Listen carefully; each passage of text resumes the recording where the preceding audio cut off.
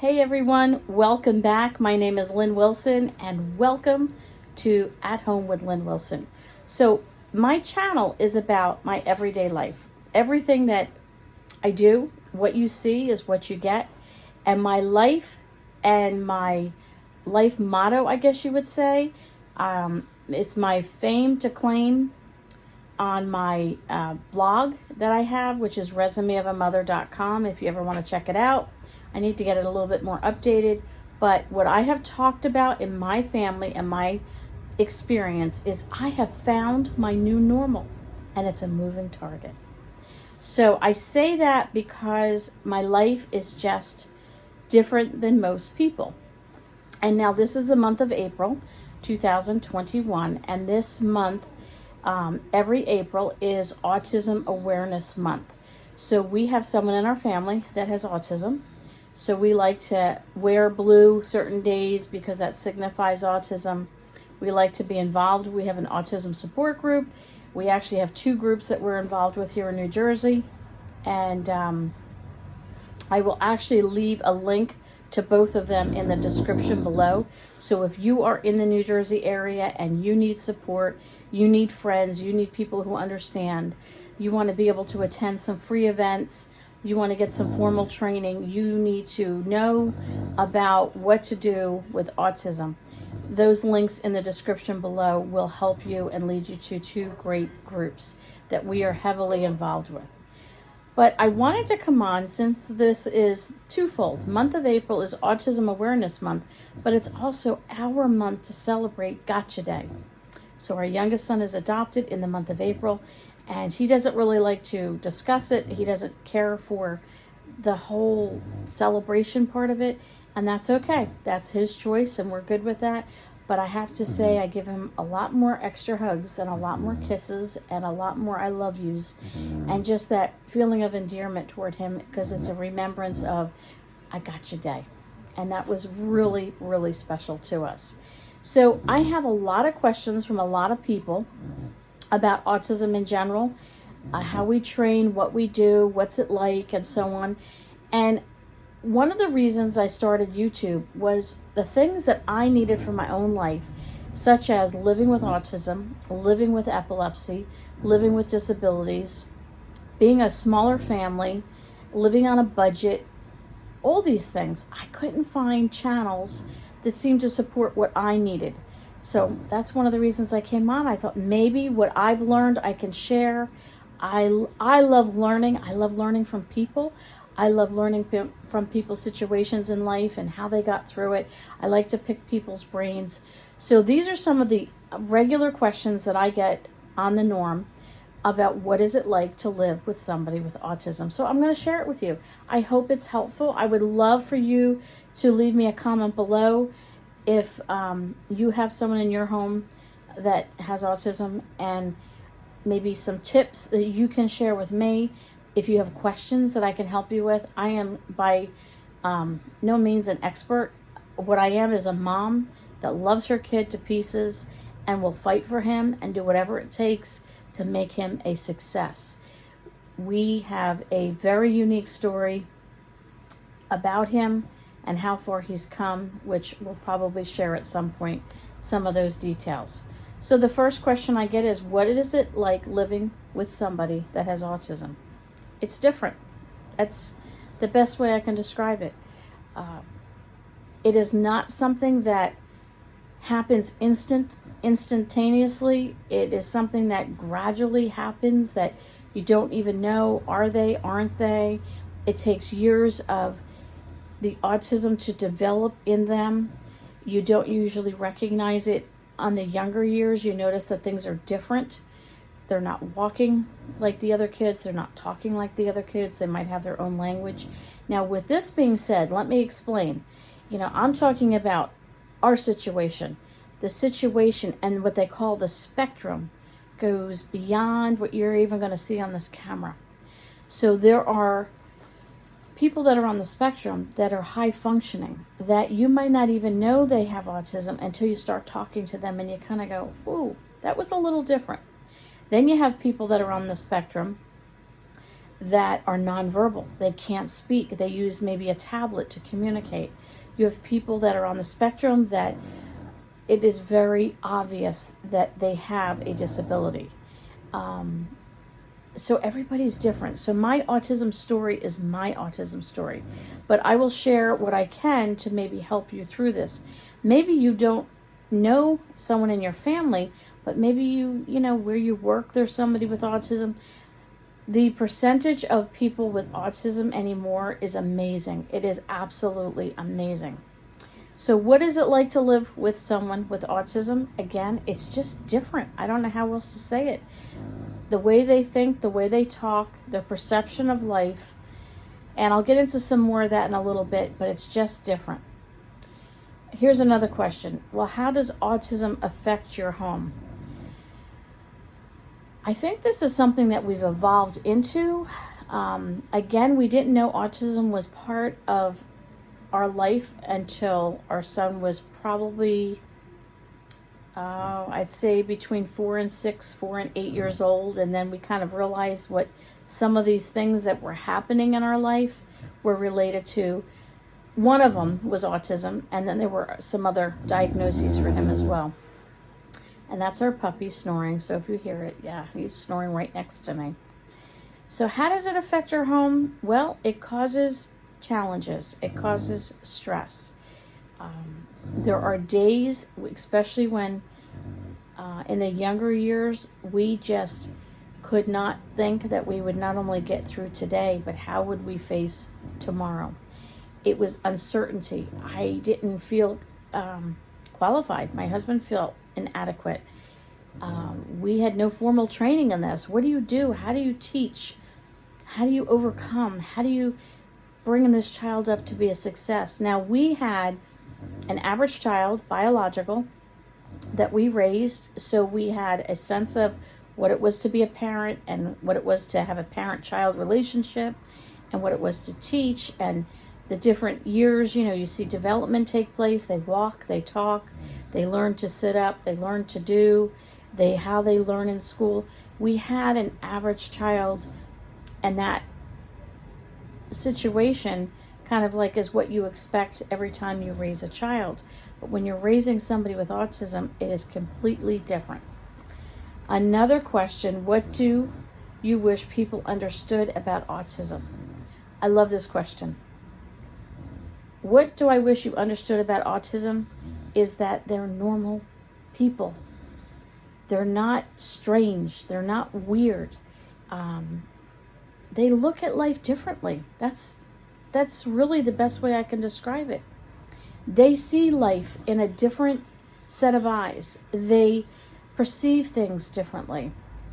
The foods they taste are different. They might have different patterns to the way they do things, and they might be a little bit more ritualistic in how they do things. And again, it's vast.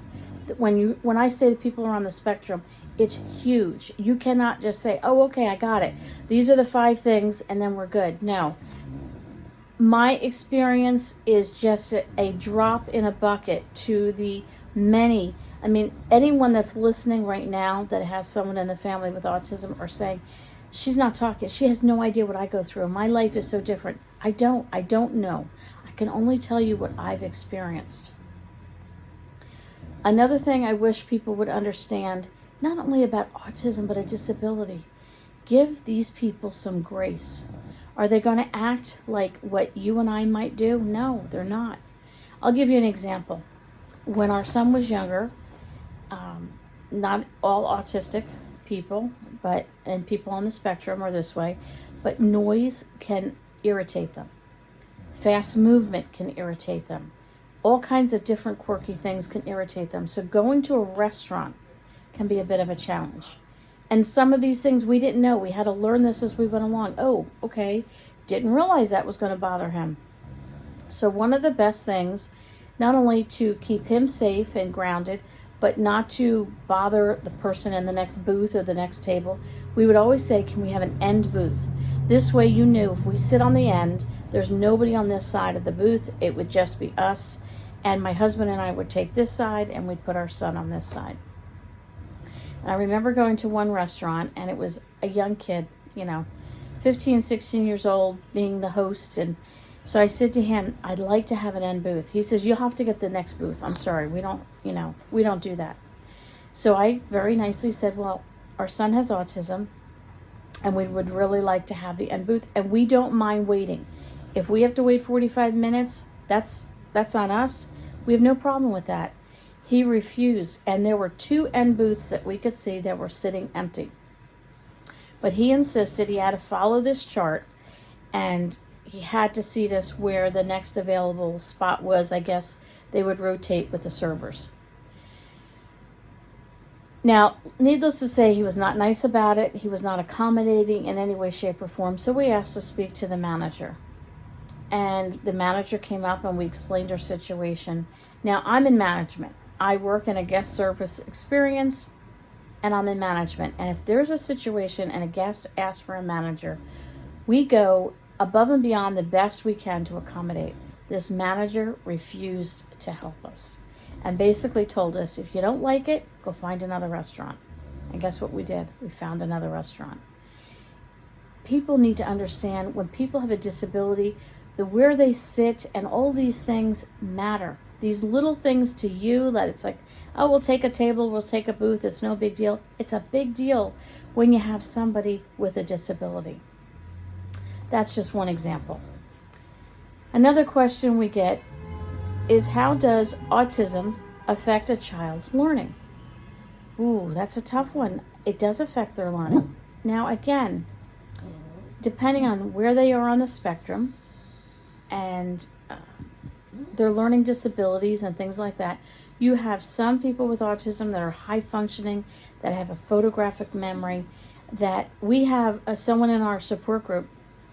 You can ask him, honestly, I wish I could record it, any date in history, any date. What happened in 1923? And he will tell you in history what happened. He memorizes historical events. Who was born on this day, he'll tell you. And he walks around and he has a tablet and he holds it up to his ear and he wears headphones and he listens to stuff all day long. It's what he does. It's what he likes. It's what he's interested in. You have others that, again, probably look like you and me, and you'd go, really? They're autism? They got some? Yeah. And so learning is different. The learning, I will be doing a video. I've had many of you asked to do a life skill video, which is where we are right now. Learning is different, and you have to find what works for your kid, the person you're working with. If you're a caregiver to somebody, it's not cookie cutter. Nothing's cookie cutter with autism. And that goes for most disabilities. What works for one doesn't work for the other. And you have to learn, okay, this is not working. And it's okay that it doesn't work. Find something else.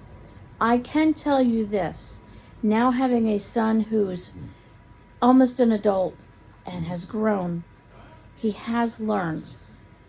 For him, he has learned to read. He's learned to do basic math. He knows how to do a basic budget. And again, I'll go into more of this with the life skills training. Is he, ready to enter college? No, that won't be his thing.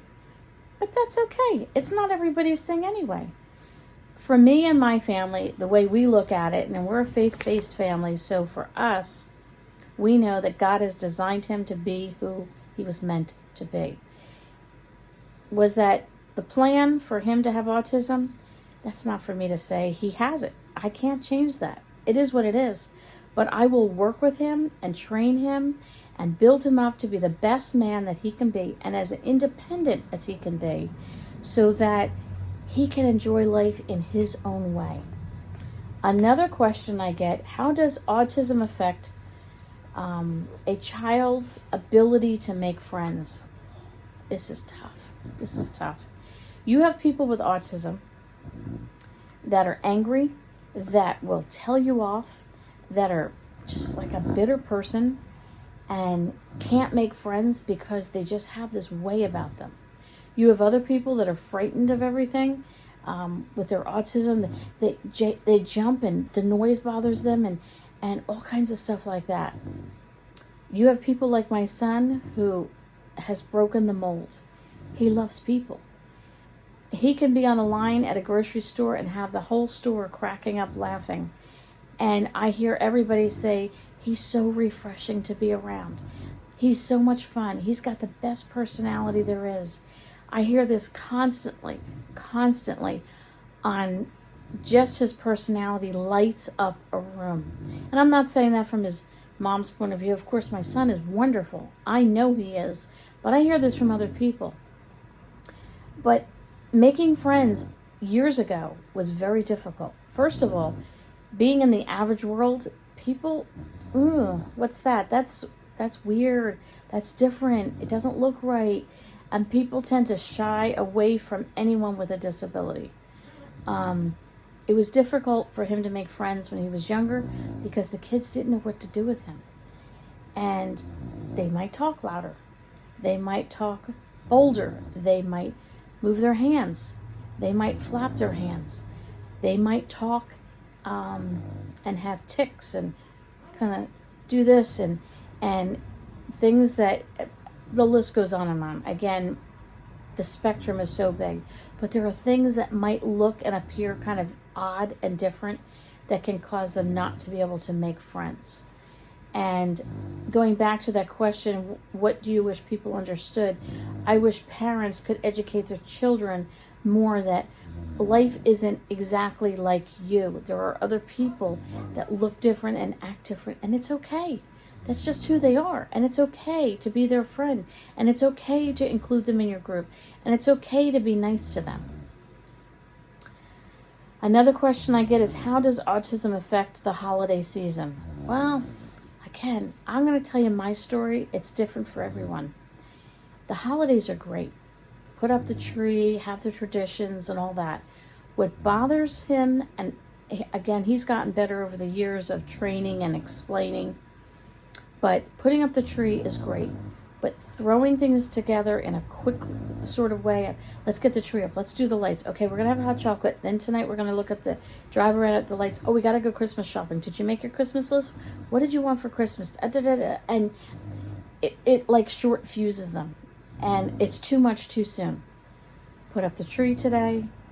Tomorrow we put up the lights. We might do a little bit more decorating. Another night we might go out and check out the lights and grab hot chocolate and drive around the neighborhood. All of that in a slower, more peaceful setting. And you know the holidays can be this rush. So we, because of that, have now started the tradition that we set up our Christmas tree before Thanksgiving. No lights. This is what we like to do. And then when we get done with Thanksgiving and we come home from my parents' house, that night we turn the lights on the tree. Now my house is decorated for the fall. I leave up all the fall decorations until Thanksgiving. That's just, I like to enjoy each holiday season. Now that's just me. You maybe don't even decorate for any season, and that's okay. But the holiday seasons in itself can be a rush. So you need to slow it down, and you need to breathe, and you need to just take it in a simpler way. Another thing for us, again, this is my story. This is not everybody's story. But another thing for us was the unwrapping of gifts.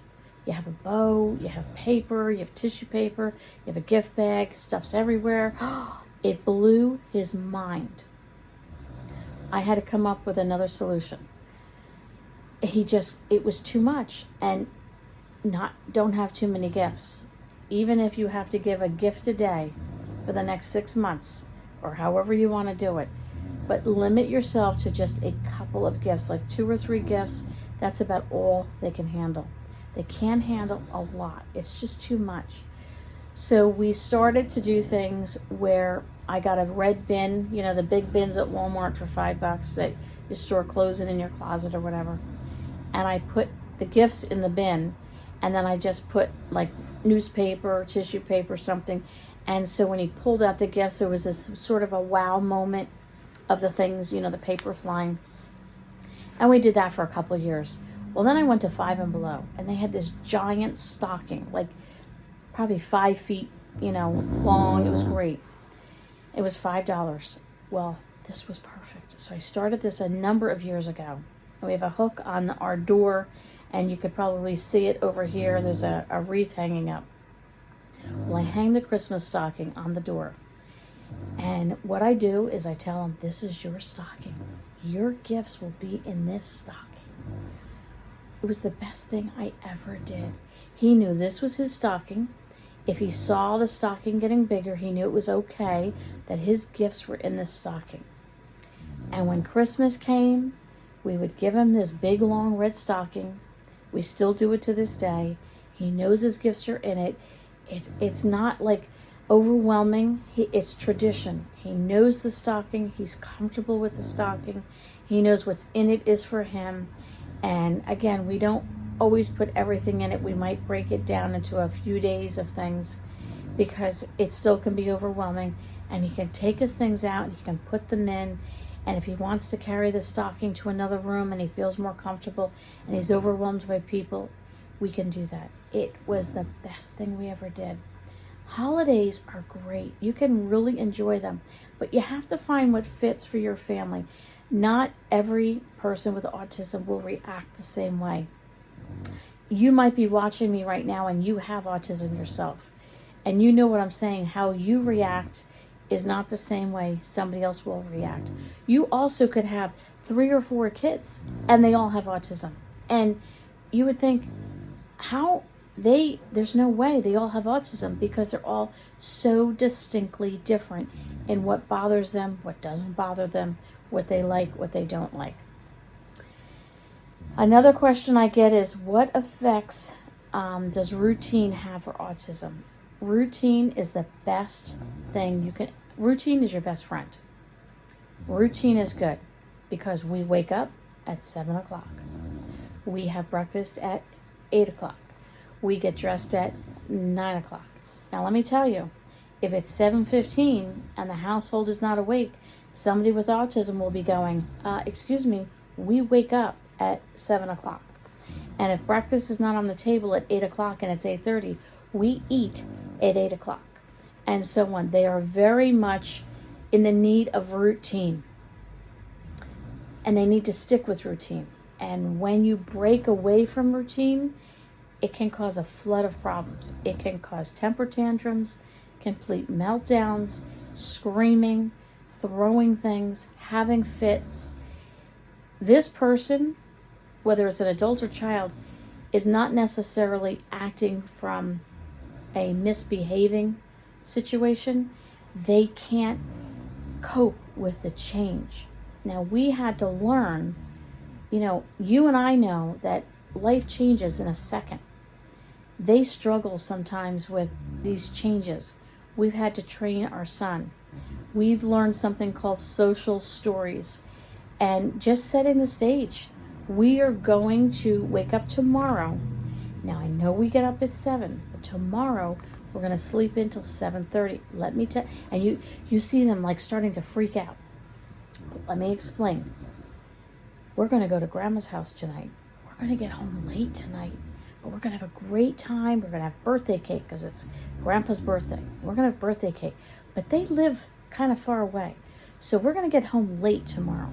Now, if you want to get up at 7 o'clock, that's great. But Mom is going to sleep till 7:30 because she's doing the driving and she's going to be tired.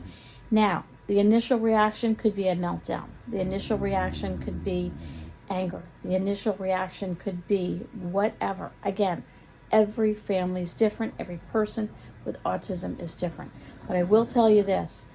The more you set the stage before the event happens, the more you walk them through what will happen, what change will happen. The more you do it, the better they get at handling those changes. So these changes, you might need to think through ahead of time and prepare them. But there's changes that happen in life, and we didn't check the weather, and I didn't know it was supposed to rain. And now we were supposed to go on a picnic, and how are we going to go on a picnic because it's pouring rain outside? And you just blew them out of the water that, no, we can't go on the picnic, it's raining. They don't care. They're supposed to be on a picnic, rain or shine, they want to go on that picnic. So just thinking through that. And listen, you want their life to be full and exciting and happy. So as a mom, I've had to learn and teach myself. I've taken classes online. I've taken classes through our support group. I've taken classes through our county. I've taken classes through our social organization, where you do foster care and all that. They offer classes. The library offers classes. I've taken classes at the library. Anything that I can learn. We have a children's specialized hospital. I've taken classes there. Some things are free and some things I've paid for. I've taken classes. I need to learn. I want to learn. I don't want to be fighting against this the whole time. Listen, autism is a beautiful thing if you get to understand the person behind it. When we took him to his pediatric specialist for the first time, we were overwhelmed with the diagnosis of autism. I didn't know how to handle it. I didn't know what to do with it. But she gave me an article and she said, I want you to read the title of it. And it said, God has autism. And I thought, what kind of article is a doctor giving me that says God has autism? And I went on to read the article, and it said that God created the worlds to spin and the stars to twinkle. And if you know anything about autism, they will walk in circles and they will spin. And they will sparkle and twinkle like the stars, and their personalities will do that. And yes, they're different. And yes, they react to change differently. And yes, they will react. I remembered going in the grocery store and, the doors open and they close. We think nothing of it. We push the cart, the doors open. They have a swooshing sound and then they close. That completely freaked out my son. And I couldn't for the life of me understand that. Why every time I go in the store is he freaking out? Well, that swooshing sound, he couldn't handle it. So we had to get headphones. Solve the problem. Birds flying overhead, just that sound of seagulls and birds would freak him out. The sounds bothered him. We had to sort of condition him to things, getting him to understand that we go to a grocery store or we go to a store, you must stay with us. I never thought I could ever get out of my van without hanging onto his hand that he was going to run off. We used to have, and I called it grocery store training. There was a local CVS that was like a quarter of a mile from our house. We would go late at night, 7, 8 o'clock at night when nobody was there. We'd get a cart and we'd walk up and down the aisles. I'd have him hold on. If he wanted to look at something, he had to be asked, can I look at this? Can I walk away? And we would train night after night after night after night, going up and down the aisles. How do we walk down an aisle? How do we push a cart? What if somebody walks in our way? What if we touch something and it fell? What do we do? All the things that your other kids probably just saw how you did it and they fell into it naturally. They don't fall into things naturally. Things just don't come naturally to them. There are so many things that they themselves they don't get. They are very blunt people, black and white. If you have something on your face, they want to know what it is, whether it's mustard on your face or it's a giant mole on your face or you're just figured in some way. They're going to come out and bluntly ask you, why do you look the way you look? They don't mean that in a harmful way. They're just very blunt, basic, black and white people. I had to get used to that. They don't handle phrases well. They don't handle the one teasing. Do not tease. There's no teasing. It just annoys them beyond belief. Figures of speech, they don't get. I try and explain to my friends, if you say to somebody, oh, you have a chip on your shoulder, you and I would know, you got an attitude, what's your problem? They would see a potato chip sitting on your shoulder. That in their mind, and I would say, why do you have a chip on your shoulder? There's no chip on my shoulder. They're thinking it's a potato chip. They take things literal. So even keeping that in mind, I've had to change my way of speech and the way I talk and how I express myself and how I say things. They are not always a loving people. Some of them are, some of them aren't. So If you're expecting your child to say, oh, Mom, I love you, I'm so proud of you, or Mom, that dinner was delicious, thank you so much, or, the things that you would teach your kids normally to do. They had dinner, it was your job to make it, they ate it, that was their job, it's great, it's done, it's over. There is no, you have to teach those things. I am constantly reiterating things that I've needed to teach. Sometimes it takes 2 years for them to get it. Sometimes it takes 5 years for them to get it. Sometimes it takes them a lifetime to get it. What do you need? What tools do you need in your tool bag for somebody with autism? Number one is you need patience. I don't know how you're going to find it, but you have to find in your toolbox, you need patience. What's another thing that you need? You need grace. You not only need grace for that person, but you need to give grace to yourself. So there's going to be days your house is going to be destroyed because they had a meltdown and you had to be with them, and the house is going to be a disaster. That's just the way it's going to be. You need to have in your tool bag education. Make sure you educate yourself, whether it's talking to another person, another parent.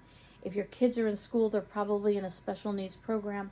Talk to the other parents, talk to the teachers, talk to a caseworker, talk to people that are engaging with your child. Know what your child likes and what they don't like.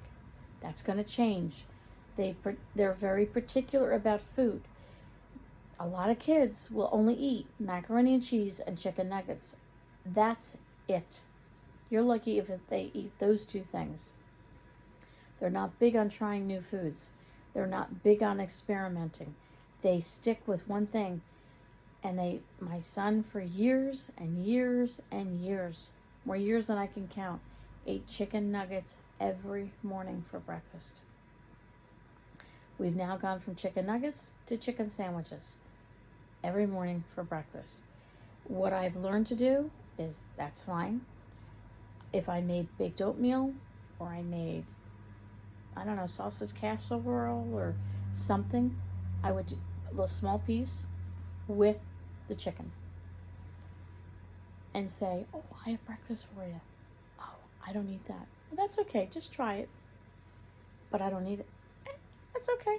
I'll just put it on the side for you. But I don't eat it. And just distract. Just move on. Here you go. Enjoy your breakfast. We would tell him the rule in our house is you have to try it once. You don't have to like it. You don't have to finish it. But we want you to try it. Now, with an average kid, you can get away with that. With a kid with autism, not so much.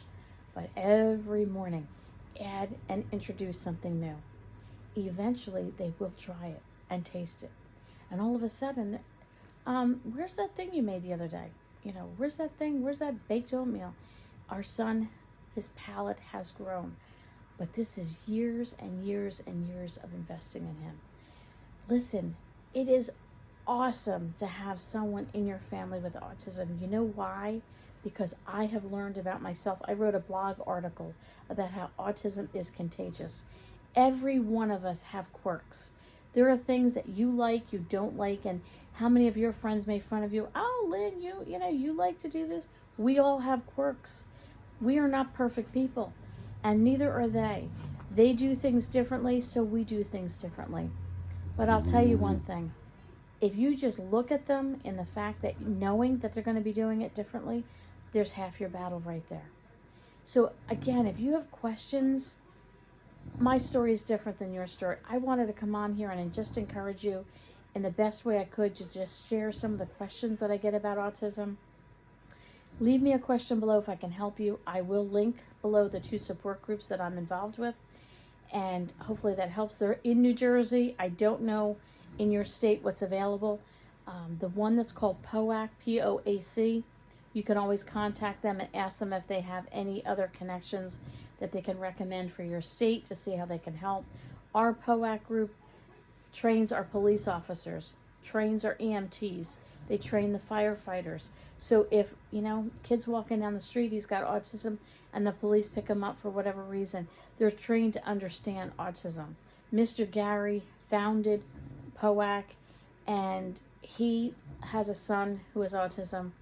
He goes out and trains our police, firefighters, and EMTs. He offers free training classes, and it goes beyond what you can even imagine how much is now available.